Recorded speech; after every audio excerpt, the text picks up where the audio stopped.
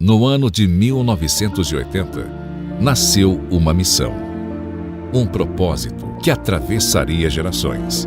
Os Gideões Missionários da Última Hora surgiram com um objetivo claro: unir o Brasil para evangelizar o mundo, levar a mensagem de Jesus Cristo, salvar vidas e levar esperança a lugares esquecidos pela humanidade. Ao longo dos anos, esse trabalho tem alcançado regiões extremas, lugares de difícil acesso, onde muitas vezes só se chega a pé por rios, trilhas ou caminhos na selva.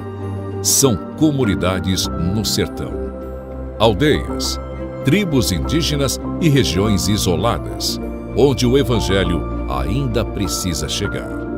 Em muitos projetos, os Gideões constroem igrejas e também escolas, porque acreditam que o futuro começa na infância. Crianças que antes não tinham acesso ao ensino, hoje aprendem a ler, a escrever e, principalmente, a conhecer o caminho da verdade. Projetos que existem há anos e que já transformaram não apenas crianças, mas famílias inteiras. Hoje, mais de 1000 famílias missionárias estão espalhadas pelo mundo e sendo mantidas pelos fiéis contribuintes dos Gideões para levar a palavra de Deus adiante. Homens e mulheres que deixaram tudo para viver um chamado. Eles enfrentam distâncias, desafios e dificuldades, mas continuam avançando, porque sabem que cada vida alcançada vale a pena. E mesmo com esse grande exército missionário, ainda há muito a ser feito. O mundo é vasto e todos os dias vidas estão sendo perdidas sem conhecer a verdade. Por isso, missões exigem urgência. Jesus nos deixou uma missão: levar o evangelho a toda criatura. E esse chamado não é apenas para alguns, é para todos nós. Hoje, os Gideões continuam unindo o Brasil para alcançar o mundo. Esta obra está no coração de Deus e você está sendo chamado a fazer parte dela. Vamos unir nossas forças, vamos avançar, porque no fim não há nada maior nesta vida do que cumprir a vontade de Deus. Missões exigem urgência e missões se fazem agora ou nunca mais. Gideões Missionários da Última Hora, unindo o Brasil para evangelizar o mundo.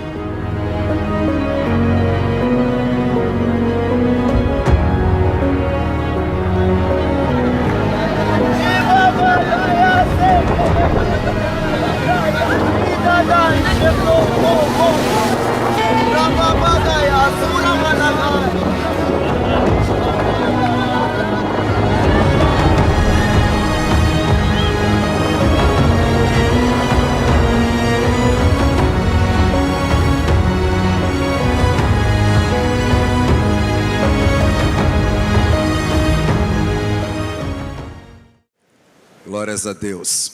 Dele, por Ele, para Ele são todas as coisas. Meus amados, paz do Senhor.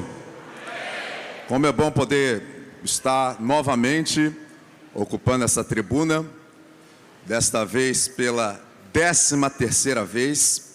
Eu quero somente agradecer, antes do texto bíblico, ao nosso querido presidente, pastor Gilmar Miguel, pastor Inês, ao querido pastor Adriano, que estava aqui agora, pastora Roberta, a diretoria dos Gideões.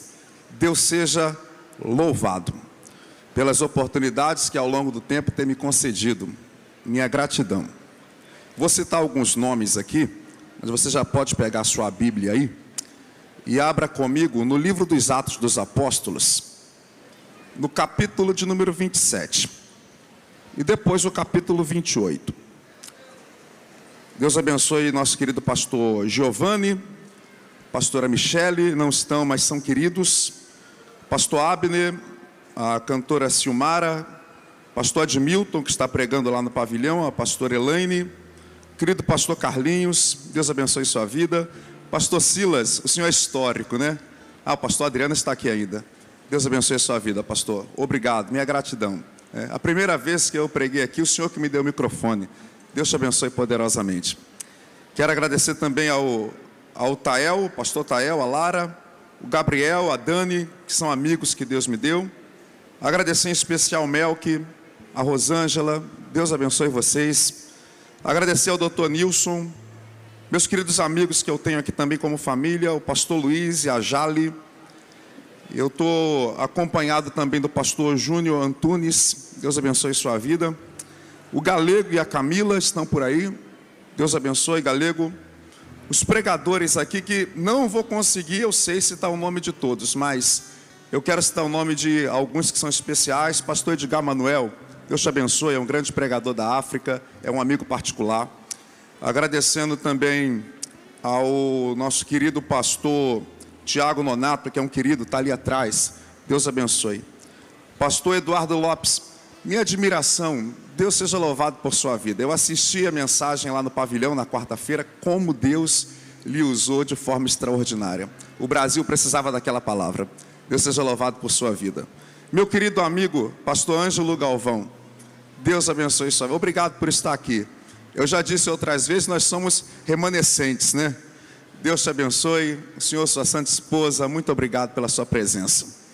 Deus seja louvado pela vida do Jonathan, adorador da praça, querido amigo, Deus seja louvado.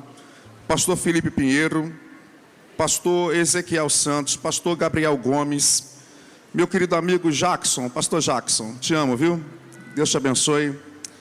Eu quero também citar os missionários, eu não sei se a pastora Rosemira está ali, pastor Eri, mas se não tiver, receba o meu abraço, estão lá no pavilhão. Pastor Luciano, Deus te abençoe. A missionária Márcia, seu esposo, sabe que eu amo vocês, Deus abençoe poderosamente. Eu estou acompanhado também da minha esposa, que é essa que está aqui. Chega até aqui, filha, deixa eu ganhar esse tempo. A minha esposa, Érica Gonçalves, esse aqui é o meu filho que veio de gravata hoje. Somos casados há 23 anos, já vai para 24, e temos o Alex filho com 11 anos. Obrigado, amo vocês, viu? Deus seja louvado. Meus amados, quantos já querem ouvir a palavra? Atos 27 e o versículo 22. Eu vou citando alguns nomes durante a mensagem. Atos 27 e o verso 22. Depois Atos 28 e o versículo 6. Localizou? Diga amém. Está escrito assim: mas agora vos admoesto que tenhas bom ânimo.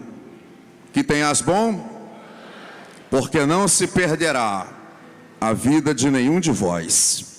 Porque não se perderá a vida de nenhum de vós, mas somente o navio. Agora passe a página, Atos 28, e o verso de número 6. Está escrito assim: e eles esperavam, eles faziam o quê?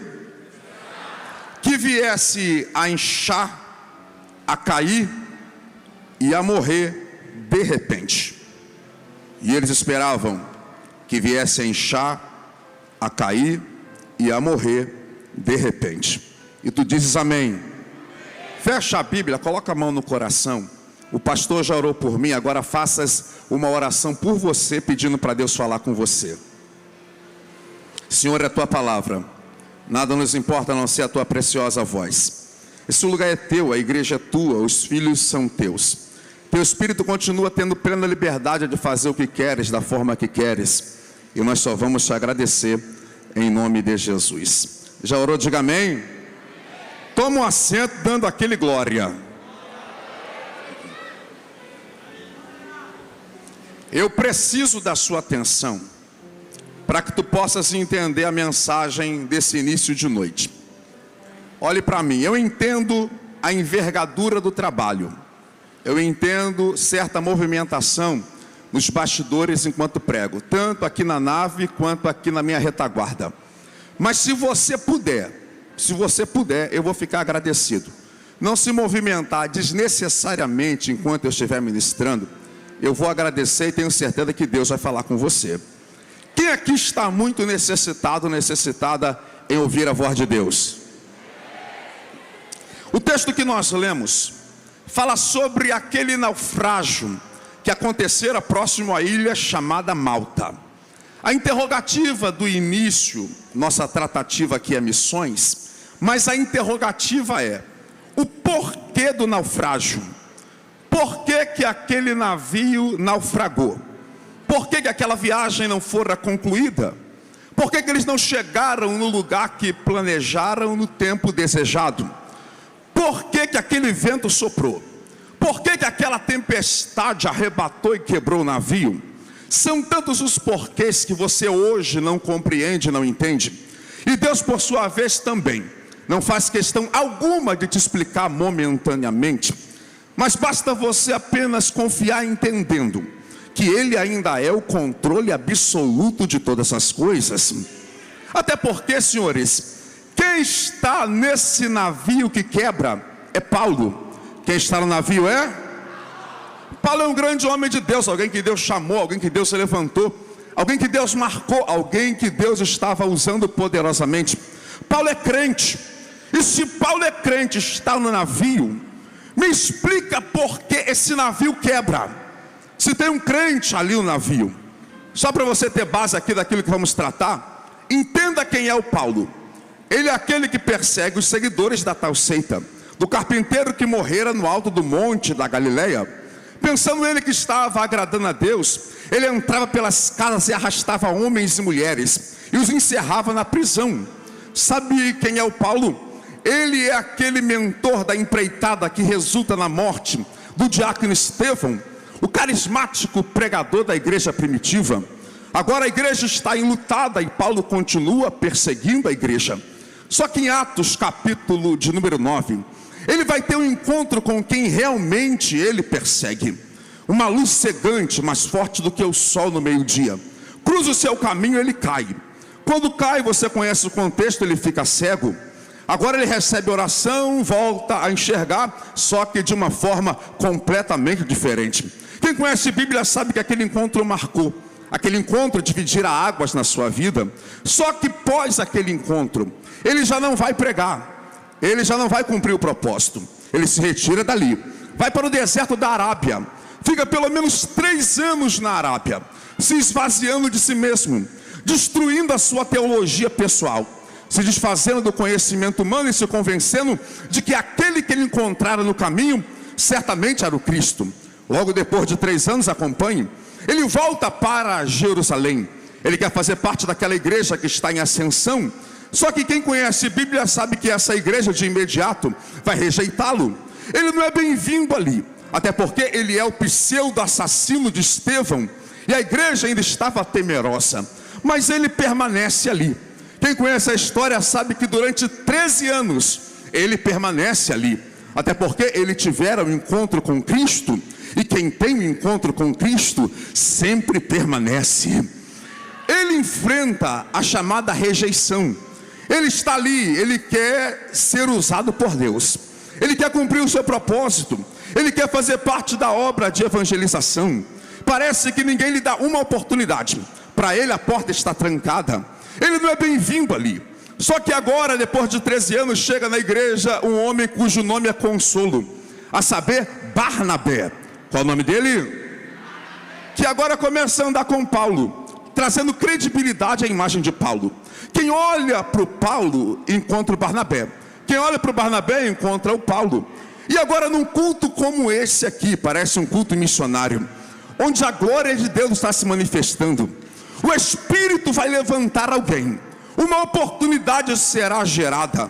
É quando o Espírito brada naquele dia dizendo assim: apartai para mim, para a obra que eu vos tenho chamado. A igreja cria uma expectativa porque Deus vai levantar alguém, pastor André. E agora de repente o Espírito diz assim: apartai a Barnabé. A igreja fica feliz porque a igreja gosta do Barnabé. Mas a mesma voz que levantara Barnabé agora brada dizendo assim: apartai também a Saulo. Ninguém questiona, porque aqui quem está levantando não é o homem, quem está levantando é Deus. E quando Deus levanta, ninguém pode questionar. Ele agora começa a fazer a obra. Agora observe como é que começa o ministério de Paulo. Ele começa servindo a Barnabé. Ele é o auxiliar de Barnabé.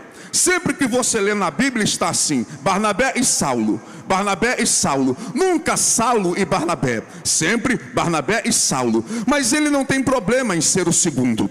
Ele não tem problema em não ser o líder. Ele não tem problema em não ser o absoluto. Ele não tem problema de se assentar na segunda cadeira. Ele quer fazer a obra de Deus, servindo a Barnabé. Agora o mesmo Espírito que o levantara para servir a Barnabé, agora em Atos 16, vai lhe gerar uma oportunidade. Ele está na cidade de Troade, e à noite ele tem uma visão. Um homem com vestes oriundas da Macedônia lhe aparece e diz assim: Paulo, passe a Macedônia e ajude-nos. Ele, pela revelação, entende que Deus o estava chamando para pregar o evangelho na Macedônia. Só que aqui ele tem um companheiro por nome de Silas. Qual o nome dele?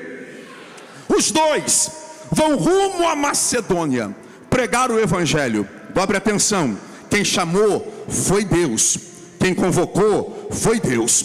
Mas quando eles chegam na Macedônia, eles vão ter uma recepção. Quem conhece a Bíblia sabe que lá na Macedônia tinha uma entidade, um espírito maligno, que controlava a cabeça de uma menina e dava habilidade a essa menina para adivinhar coisas. A economia local era estribada na adivinhação da menina. A menina adivinhava tudo, revelava o CPF, revelava a identidade, revelava o endereço, até a cor da calça. Só não mudava a vida de ninguém. Só que ela trazia lucro. Então a adivinhação era interessante, porque a adivinhação trazia lucro. Os turistas vinham ali ver a revelação que estava na boca daquela menina, e todo mundo queria saber. Quando Paulo pisa na Macedônia, a primeira que vai cruzar o caminho de Paulo e Silas é essa menina possessa por uma entidade. Só que parece que naquele dia ela escolheu o caminho errado, porque Paulo, antes de qualquer coisa, quando ele pisa na Macedônia, está na Bíblia assim: eles vão encontrar um caminho chamado caminho da oração. Quem ainda conhece o caminho da oração? No caminho da oração, olhe para cá que eu estou esquentando a turbina. Ela vai cruzar o caminho dos dois. Olha a estratégia da entidade. Ela diz assim: esses dois aí são homens de Deus. Parece até que o demônio está elogiando o ministério de Paulo. Parece até que o demônio está aplaudindo o ministério de Paulo. Parece até que a entidade está querendo bajular o Paulo, reconhecendo o chamado de Paulo. Ah, se Paulo fosse neófito, necessitado de aplausos, necessitado de reconhecimento, ele seria seduzido pela entidade. Mas para quem quiser soltar o primeiro glória, Paulo é missionário, e missionário não precisa de aplausos, não precisa de reconhecimento, não precisa de aplausos. Ele quer pregar o evangelho. Ele agora olha para a entidade e diz assim: Satanás, acabou o teu tempo na vida dela, pega a tua bagagem e vai embora. Agora o demônio sai da filha da menina, e a menina não sabe nem o que comeu no dia de ontem. Só que quando a adivinhação acaba, está na Bíblia, o lucro também vai embora. E quando o lucro foi embora, deu confusão, porque está na Bíblia que o povo da cidade se levantou contra Paulo e Silas, agarraram os dois, colocaram na praça pública, rasgaram as vestes, expuseram a vergonha, aplicaram a chamada quarentena, aquele açoite que Jesus levara antes da crucificação. Bateram, humilharam, espancaram, disseram assim: pode envergonhar. Agora alguém disse assim: não bate só não, não humilha só não, fecha a porta para eles, coloca na cadeia. Mas para colocar na cadeia tem que ter uma acusação, está na Bíblia. Foram aos magistrados da época, o STF da época, e disseram assim: tem que ter uma acusação para colocar os dois na cadeia. E a acusação agora foi emitida, e alguém da Bíblia aqui vai entender e vai soltar o glória. Qual é a acusação que vai fechar a porta? Disseram assim: coloca na cadeia, porque a acusação é esta: estão pregando o nome de Jesus. Vai bater por quê? Porque está pregando Jesus. Vai humilhar por quê? Porque está pregando Jesus. Vai fechar a porta por quê? Porque está pregando Jesus. Então pode bater, pode espancar, pode humilhar, a igreja vai continuar pregando o nome. Aí colocaram na cadeia, cárcere interior, que fica abaixo do superior. Colocaram os pés no tronco, costumeiramente mão na algema. E alguém disse: agora eu quero ver pregar, agora eu quero ver machucado desse jeito, eu quero ver fazer a obra. Porta trancada. Se tiver um pentecostal aqui vai entender. Pé no tronco, mão na algema. Só esqueceram de fechar a boca. Tem alguém que tem boca para fazer o barulho que o diabo não gosta? Olha a Bíblia. Por volta da meia-noite, Paulo e Silas oravam e adoravam, adoravam e oravam, oravam e adoravam, adoravam e oravam, oravam e adoravam. De repente, não foi do nada, viu? Foi de repente. Depois de oração e adoração, depois de adoração e oração, de repente, a terra começou a tremer. A Macedônia, para quem quiser dar glória, não suportou a presença daquele que desceu. E se tiver alguém para reagir, olha o resultado: todas as portas se abriram. Se levantar as duas mãos, ela vai à primeira profecia dessa noite. Continue no caminho da oração e não pare a sua adoração, porque este ano todas as portas vão se abrir. Aí saíram da cadeia. Alguém disse: saiu da cadeia, mas não prega mais. Já viu que não vale a pena, já viu que se machucou, já viu que se pregar a porta fecha, os inimigos se levantam. Só que agora, Galvão, ele aparece pregando de novo, só que em Cesareia. Ele agora aparece pregando em Cesareia. E alguém disse assim: ele está pregando de novo, só que uma mensagem de Cesareia já vai colocá-lo na cadeia novamente. E qual é a mensagem que ele pregou uma vez e já foi para a cadeia? Se tiver alguém da Bíblia aqui, vai soltar o glória. A mensagem de Cesareia era esta. Paulo pregava assim: aquele que vocês viram crucificado, ele não está morto, mas ele vive para todo sempre. Aí alguém disse assim: mas um defunto não pode estar vivo. Coloca na cadeia. Fecharam a porta novamente. Só que aqui em Cesareia, senhores, eles não querem só prender, porque já viu que prender não adianta. Ele ora, ele adora, a terra treme, a porta abre, ele sai e prega de novo. Aqui em Cesareia, eles querem arrancar a cabeça de Paulo. Diz: tem que matar, mas não pode matar sem uma acusação. E agora, como aquela mensagem, a acusação sobre a mensagem da ressurreição não gerava pena de morte, quem conhece a Bíblia sabe, eles começaram a impelir pessoas para irem aos tribunais, levando cartas de acusação, para que todas essas cartas juntas gerasse o peso de pena de morte, para que Paulo pudesse ser morto. Paulo, quando entende o complô, ele pensa assim: se eu ficar aqui, eu vou ser morto pelas cartas. Ele se utiliza da dupla cidadania. Ele diz: eu quero ser julgado lá em Roma, eu apelo para César. Ele tem um direito respeitado. Pegaram Paulo e colocaram sobre a tutela de um centurião chamado Júlio, da corte de Augusta, e disseram assim: ó, pega ele, pega as cartas. Ele não foi morto aqui, mas chegando em Roma, entrega ele como prisioneiro, entrega as cartas. Não perdeu a cabeça aqui, mas vai morrer em Roma. Júlio, pegando Paulo, colocou no navio. Aquele navio começou a navegar. Parece que o navio vai bem, mas quem conhece Bíblia sabe que ali tem uma transição de navio. Na região da Lícia, eles transicionaram o navio, e Paulo agora vai para o outro navio. E o centurião, pegando Paulo e os outros prisioneiros, colocaram no navio. Olhe para cá, prisioneiro no porão do navio, algemado a outro prisioneiro. Agora sim, o navio começou a navegar, e lá vai o navio. Só que no meio da navegação, um vento começou a soprar, o mar começou a ficar revolto, o navio começou a balançar. É quando agora o mestre do navio perdeu o controle. Uma tempestade. Parece que todo mundo agora começa a lançar cargas ao mar. Já tem gente perdendo alguma coisa aqui. É quando um pé de vento chamado Euroaquilão arrebatou o navio. Parece que o navio vai quebrar e não tem jeito. Mas antes daquele navio quebrar, Deus enviou um anjo. E o anjo foi no porão do navio. E o anjo disse: Paulo, o céu liberou uma palavra. O navio vai quebrar. Vocês vão perder, mas ninguém vai se perder. Paulo, vocês vão perder, mas não vão se perder. Só para o teu irmão entender que ele está num culto pentecostal, coloca a mão no ombro dele e diga assim, ó: você pode até perder, mas não vai se perder. Diga, você pode até perder, mas não vai se perder. Deixa eu aplicar para alguém receber. Vai ter dias que você vai ter que perder o falso amigo, mas você não vai se perder, né? Vai ter dias que você vai ter que perder dinheiro, mas você não vai se perder. Vai ter dias que você vai ter que perder aquela porta, mas não vai se perder. Você pode até perder uma oportunidade, mas não vai se perder. Perde, mas não se perde.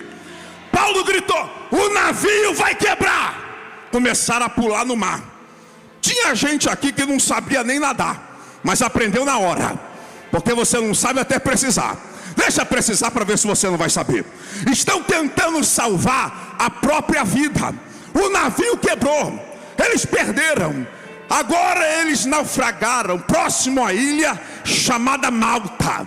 Qual é o nome da ilha? Malta é uma ilha fria. Olha o cenário, estava frio naquele dia. E eles estão tentando salvar a própria vida. Quando os moradores da ilha perceberam que eles estavam vindo do naufrágio, olha o que fizeram: prepararam uma fogueira. E por que da fogueira? Porque está frio, a ilha é fria. Então sobreviveram à quebra. O navio quebrou e eles estão lutando para sobreviver. Não morreram no naufrágio, mas ainda podem morrer de frio, porque o frio também mata. Eu já ouvi notícia de gente que morreu de frio. O frio provoca paralisia, o frio provoca hipotermia. E tem gente que não morre no naufrágio, mas tem muita gente morrendo de frio. Então, se eu fosse você, eu tomava cuidado com o ambiente frio, porque o frio também mata. Sim, se eu fosse você, eu saía do ambiente frio, porque o frio pode te matar. Ah, meu Deus, eu já estou entendendo o que Deus quer fazer aqui. Então, para ninguém morrer de frio, prepararam uma fogueira. Ah, se eu fosse você, eu começava a entender que para ninguém morrer tem que ter alguém para preparar a fogueira, né? Eu já falei até para o rapaz que faz a minha agenda. Eu disse para ele assim: olha, quando alguém te ligar aí, não tem problema se a igreja é grande, se a igreja é pequena. Eu quero servir a noiva de Cristo, mas deixei bem claro para ele: eu só não quero pregar nessas igrejas que não pode dar glória, né? Essas igrejas onde o irmão vem para o culto e cruza o braço, cruza a perna, cruza a língua, parece até encruzilhada de macumba. Essa gente que vem para reparar, para avaliar, para criticar, eu não quero pregar para essa gente. Eu quero pregar a igreja onde a glória desce, o fogo pega, alguém reage. Sim, então para ninguém morrer de frio, chegou a hora de preparar a fogueira, colocar fogo na fogueira. Quando Paulo chegou na ilha, olhe para cá. Paulo chegou na ilha, a primeira coisa que Paulo percebeu é que o nível daquele fogo não era suficiente para conter aquele frio. Sabe o que Paulo vai fazer? Paulo vai ajuntar uma grande quantidade de lenha. E para quem quiser dar glória, Paulo vai começar a colocar lenha na fogueira. Lenha na fogueira. Lenha na fogueira. Lenha na fogueira. Para não morrer de frio, tem que ter alguém que tem lenha para colocar na fogueira. Agora, aqui só dá glória quem é da Bíblia, tá? Enquanto o nível do fogo estava baixo, ninguém se incomodou. Agora, foi só o nível do fogo, ó. Vou ficar soprando aqui até alguém reagir. Quando o nível do fogo subiu, ela apareceu. A serpente, a víbora. Tu conhece ela, né? Deve ter uma lá na tua igreja. Rapidinho ela se manifestou. Ela apareceu e começou a correr do fogo. Ela tem medo do fogo. Ela não gosta do fogo. Ela gosta de ambiente parado. Ela gosta de ambiente frio. Ela gosta da inércia. E quando alguém acende o fogo, ela tem que se manifestar e correr. Ai meu Deus, a única coisa que faz a serpente correr ainda é o fogo, viu, senhores? Ela não vai correr da tua maquiagem, ela não vai correr da bolsa da Louis Vuitton, ela não corre do sapato alto, não corre da tua gravata. Mas eu já vi a serpente tremer na base diante de crente que tem lenha para colocar na fogueira. Lenha na fogueira, lenha na fogueira, lenha na fogueira, lenha na fogueira. E a serpente está correndo. Deixa eu falar um negócio aqui. A única coisa que mantém a nossa igreja viva ainda é o nível do fogo. Não vamos mudar nossas raízes. Vamos parar de fazer esses cultos mornos. Eu respeito todo tipo de culto, mas ninguém suporta mais aquele culto aonde alguém vem desabafar, aonde alguém vem falar mal do colega, aonde alguém vem ditar como é que se prega, como é que não prega. Não, a gente está aqui para colocar lenha na fogueira e esquece o resto, meu filho. Olha os avivamentos da igreja. A igreja não acendeu falando mal de A, nem de B, nem de C. Lembra lá do avivamento daquela esquina da Rua Azusa? Tinha um homem ali que não tinha aparência, nem muita oratória. William Seymour. Sabe qual era a mensagem de Seymour? A salvação e o batismo com fogo. Um dia chamaram o corpo de bombeiros, disseram: o prédio está pegando fogo. Só que o bombeiro chegou e não conseguiu apagar o fogo. E o bombeiro foi envolvido pelo fogo, porque esse fogo ninguém apaga. Olha os avivamentos da igreja. Lembra daquele moço chamado John Wesley? Fazia fila do culto de Wesley. E alguém disse: deve ter uma boa oratória. A exegese deve ser lá no terceiro andar. Aí descobriram que ele não pregava direito. Alguém disse: qual é o segredo? Pediram um gabinete e o Wesley disse assim: sabe por que essa gente vem? É porque eu me coloco em chamas e eles só vêm me ver queimar.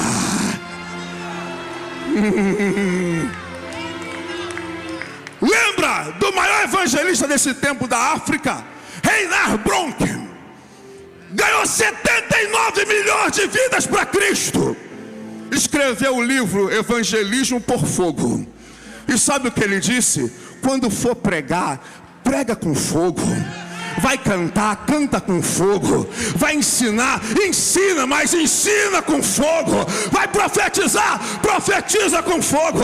Eu não sei se tem mais alguém aqui, mas eu sou assembleiano raiz. Eu nasci no fogo, prego no fogo, canto no fogo, adoro no fogo. E se tem mais alguém aí, levante a tua mão e faz um barulho que o diabo não gosta. Lenha na fogueira, lenha na fogueira, lenha na fogueira. Quando ela viu, olhe para cá, que Paulo não parava de elevar o nível, ela voltou e acometeu a mão de Paulo. Agora olhe para cá, cheio de gente na ilha, ela só atacou quem tinha lenha. Ela está dizendo: para de elevar o nível do fogo, que eu não estou aguentando mais ver esse fogo subir. Ela está querendo envenenar o Paulo. E Paulo está aqui, ó. Agora olhe para cá para tu entender. O Paulo não contra-atacou a serpente. Eu não vi nem o Paulo batendo boca com a serpente. O Paulo não foi lá na internet revidar a serpente. Porque se tu brigar com serpente, tu vai ter prejuízo. A serpente tem veneno, você não tem. A serpente é traiçoeira, você não é. Ô irmã, víbora é ela, você é mulher de Deus. Agora, se tiver alguém do glória aqui, sabe o que é que Paulo faz para ensinar a lidar com serpente? Não adianta revidar. Pega a serpente e leva para o fogo. E começa a queimar a serpente no fogo. Queimando a serpente no fogo. Eu vou ficar aqui queimando a serpente no fogo. Queimando a serpente no fogo. Vamos ver até quanto tempo ela suporta a oração. Vamos ver até quanto tempo ela suporta o jejum. Olha para cá, olha para cá. Quando alguém viu que a serpente não soltava, aí juntou aquele grupo ali e começaram a dizer assim, olha lá, a serpente pegou ele, a venenosa. Não vai aguentar não, hein? Aí chegou outro, aquele fofoqueiro lá da tua rua. Sabe o que é isso aí? Não morreu no naufrágio, mas vai morrer no ataque da serpente. Aqui sabe o que é isso? Deve ser um homicida. Irmão, nunca viram Paulo na vida. Nunca tomaram um cafezinho nem um chimarrão com Paulo. E já estão falando da vida de Paulo sem conhecer o Paulo. Agora aqui, alguém vai entender a revelação. Está dizendo é homicida, já matou alguém. Vê se não é o Satanás tentando levantar a morte de Estevão. Porque a única coisa que o diabo sabe fazer é falar do teu passado. Mas eu tenho uma palavra para quem soltar o glória. Você não está mais lá. Aqui tem alguém aqui falando do passado de Paulo. Olha o Paulo aqui, queimando a serpente. Vai falando aí que eu estou queimando a serpente. Vai falando aí que eu estou queimando a serpente. Aí alguém disse, olha lá. Aí juntou mais gente. Aí disseram assim, pegou mesmo, hein? Não solta não, hein? Aí começaram a juntar aquele grupinho e disseram, sabe o que vai acontecer com ele? Olha o texto. Vai inchar, vai cair, vai morrer. Alguém disse, chama mais alguém para ajudar. Aí fizeram arquibancada. Vamos lá, vai inchar, vai cair, vai morrer. Aí Paulo está aqui,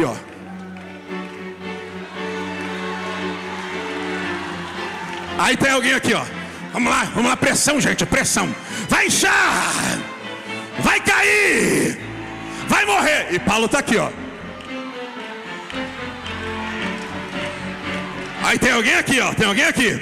Vai inchar, vai cair, vai morrer. Só que eu estou no texto, E eles esperavam. É que tem gente esperando, entendeu? Tem gente aguardando. Mas se eu fosse vocês, eu sentava para esperar. Se eu fosse vocês, eu deitava para esperar. Se eu fosse vocês, eu dormia para esperar. Mas tem gente aqui, vai inchar, vai cair, vai morrer. Aí Jeová se levantou e disse, Satanás, não vai inchar, não vai cair e não vai morrer. Coloca a mão no ombro do vizinho. Balança ele, balança. Se ele não deixar balançar, cuidado que pode ser serpente. Balança, balança, balança. Digo, o diabo está dizendo que tu vai inchar, que tu vai cair, que tu vai morrer. Mas Deus manda dizer, não vai inchar, não vai cair e não vai morrer.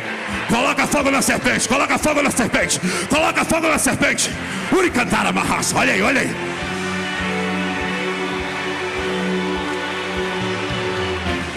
Vai inchar, vai cair, vai morrer.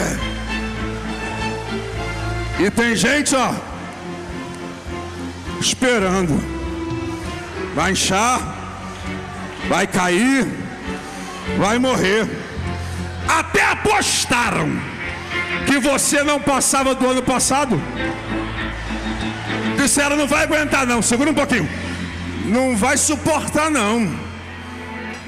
Esse ataque vai derrubar, vai inchar, vai cair, vai morrer. Apostaram lá em 2025. Agora, só para quem quiser dar glória, lá no ano passado, passou janeiro, passou fevereiro, passou março, passou abril, passou junho, passou julho, passou agosto, eu estou esperando, glória a Deus. Passou setembro, passou outubro, passou novembro, veio o Natal, você comemorou. Janeiro, ano novo. Fevereiro, março, abril, já estamos em maio, Satanás não inchou, não caiu e não morreu. Levanta a mão, levanta a mão, levanta a mão, levanta a mão.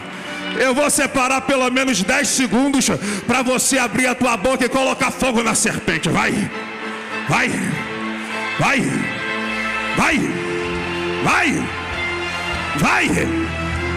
Uri cantala marras. Olha aí, ó. Vai ficar feio na filmagem você dormindo, hein? Vai aparecer que você é crente morno, hein? Abre a tua boca. Faz o barulho que o diabo não gosta, Gideões.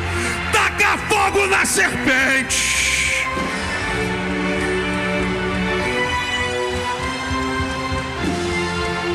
Vai inchar. Vai cair. Vai morrer. Paulo está aqui, ó. Agora, olha para cá, olha para cá. Tem gente insistente, irmão. Tá vendo que não inchou, tá vendo que não caiu, tá vendo que não morreu, mas continua aqui, ó. Vai inchar, vai cair, vai morrer. Não. Peraí. Vai lá ver se inchou. Peraí que eu vou ver, peraí.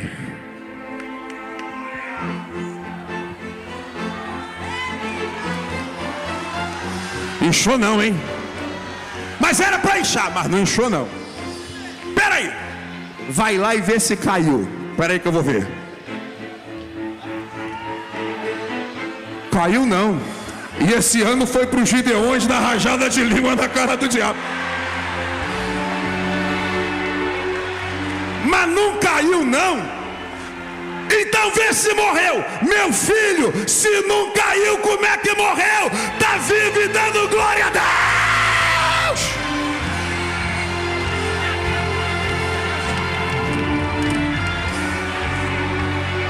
Está vivo.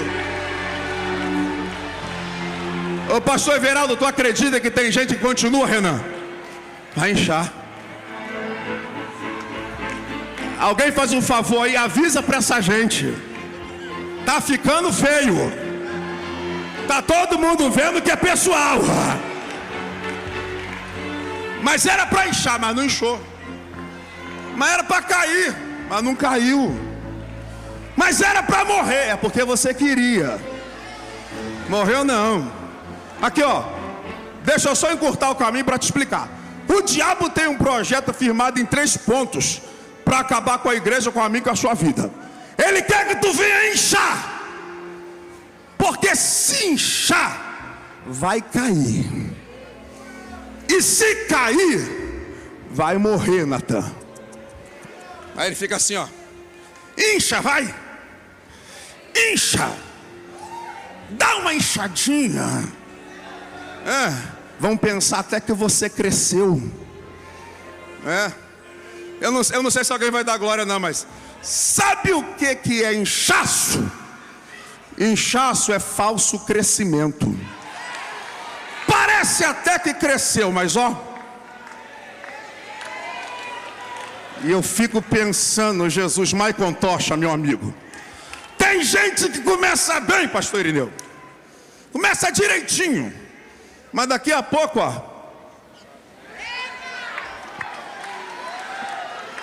Tira uma foto, pode não. Tá achando que os seguidores lá da internet tá dando base pro teu ministério, né? E tu sabe que a metade ali é tudo comprado.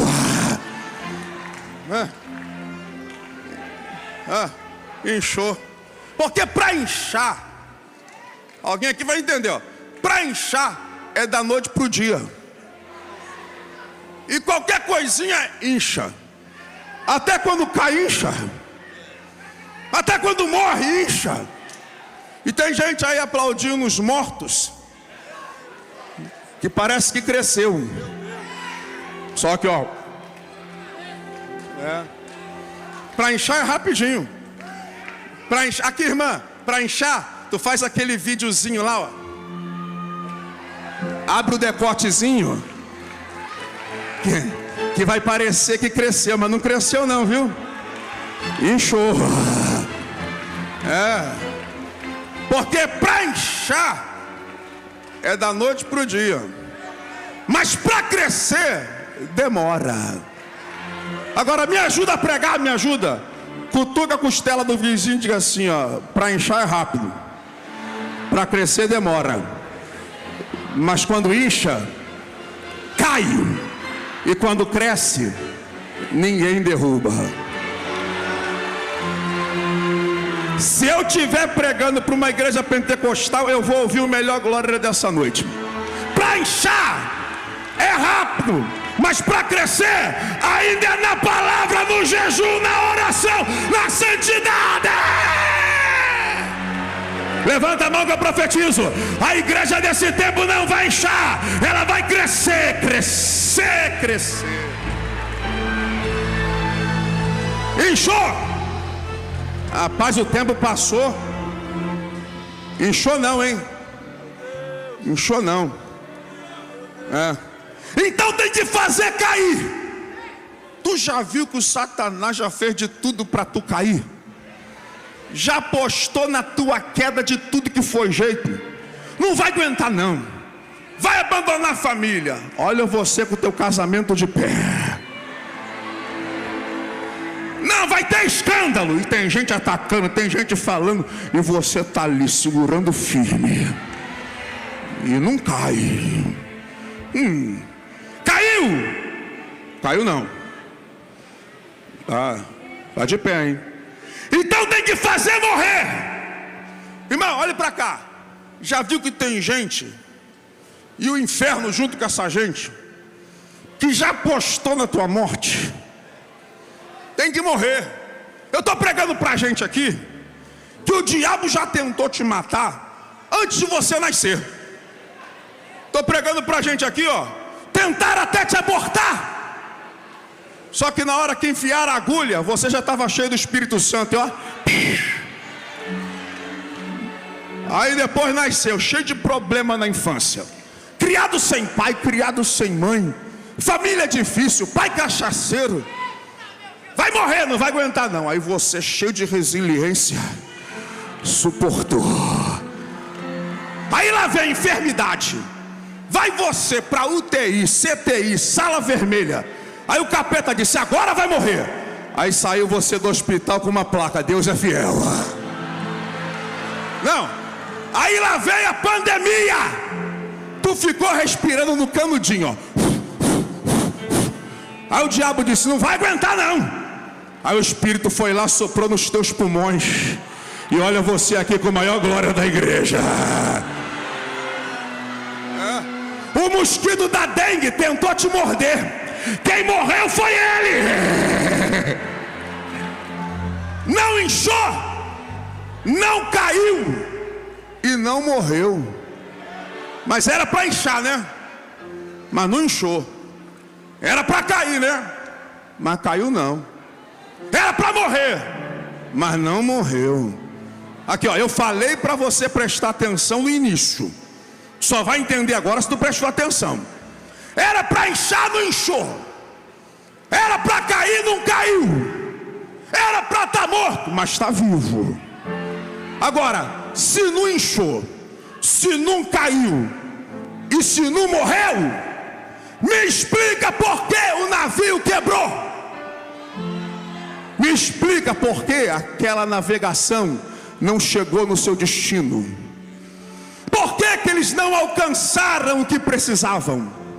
Estava tudo certo para chegar e não chegaram.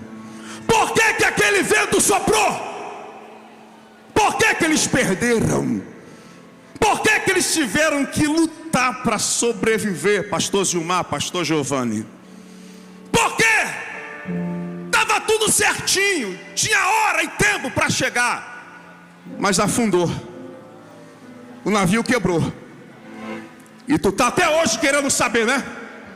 Por que esse navio quebrou? Tu vai para os Gideões e está dizendo: Senhor, fala comigo. Estava tudo direitinho para acontecer e afundou. Parece que estava certo, mas naufragou. Por que perdeu? Por que Deus permitiu essa tempestade? Por que aquele vento soprou? Tu não sabe, né? As mensagens já te sacudiram aqui, e até hoje você não sabe por que esse navio. Mas eu só vim aqui te falar por que quebrou. Eu preguei até aqui para te explicar por que quebrou. E se tu entender por que quebrou, tu vai reagir à altura. Por que o navio quebrou? Por que você perdeu? Lá vai, se alguém entender, vai te adorar, Jeová. Por que o navio naufragou? Lembra das cartas de acusação? Elas estavam no navio. Se as cartas chegam em Roma, Paulo está morto. Então Deus disse: eu quebro o navio, acabo com as cartas, livro a tua vida, te poupo da morte, não deixo você morrer. Levanta a tua mão, levanta a tua mão, levanta a tua mão. Lá no terceiro andar eu vou profetizar, eu vim pregar para alguém. Quebrou para te livrar, quebrou para te poupar, quebrou para você não morrer, quebrou porque você é mais importante do que este navio. Levanta a tua mão lá no alto. O Rahashuri Kantia. Eu sou o vento, eu sou a tempestade. Eu quebro e não te explico. Eu faço você perder, mas eu não vou te perder. Eu deixo você chorar e depois tu vai entender.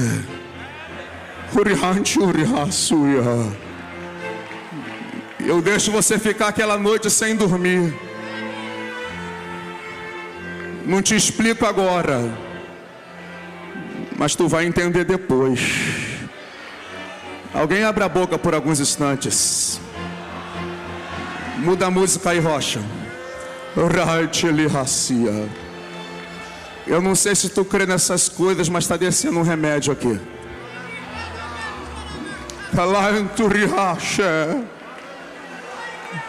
Pega ela, Jesus, pega.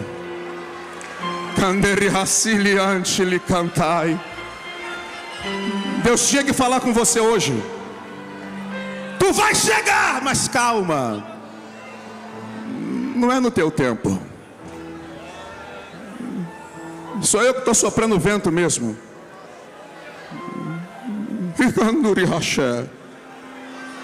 Porque se tu chegares antes do tempo, tu vai morrer. Meu Deus, esse lugar está sendo envolvido por uma graça. A glória de Deus está vindo aqui, irmão.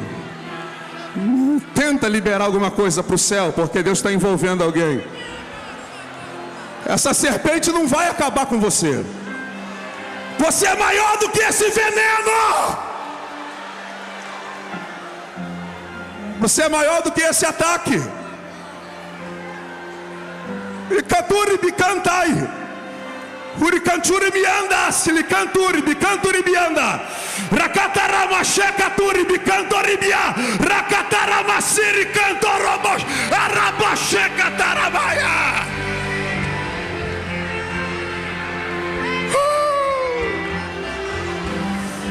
Tu perde, mas ele não te perde. Quebrou para você ser crente. porque alguém precisa ouvir a palavra lá naquela ilha. Quebrou porque alguém precisa nesse tempo colocar lenha na fogueira. Sabe por que quebrou? Estou pregando para alguém aqui, Jesus.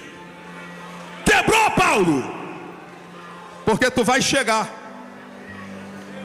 Só que você não vai chegar no porão do navio. Tu vai chegar, mas por baixo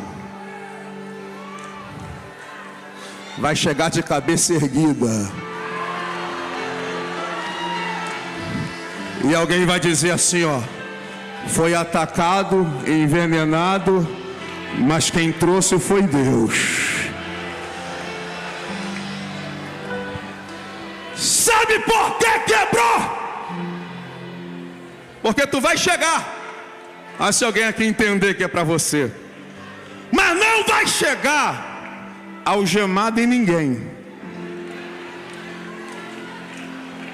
Não vai chegar devendo favor para ninguém. E quando chegar, alguém vai dizer: foi Deus que trouxe até aqui.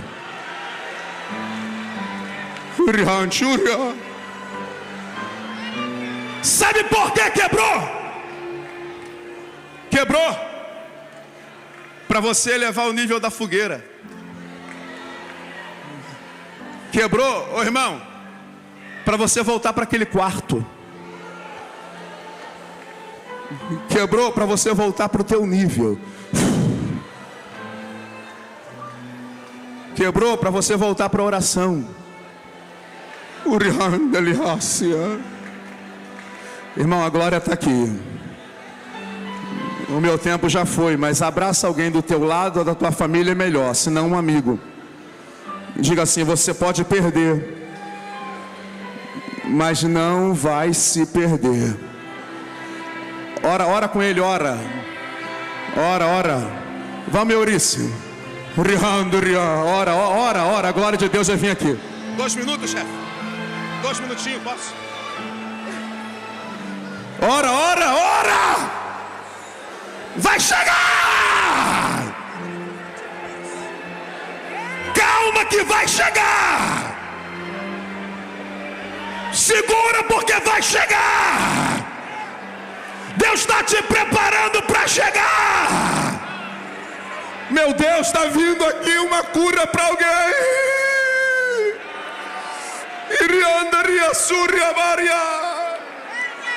Ora com alguém. Meu Deus, olha lá. Uricando ribianda riacili canta rabaxecata.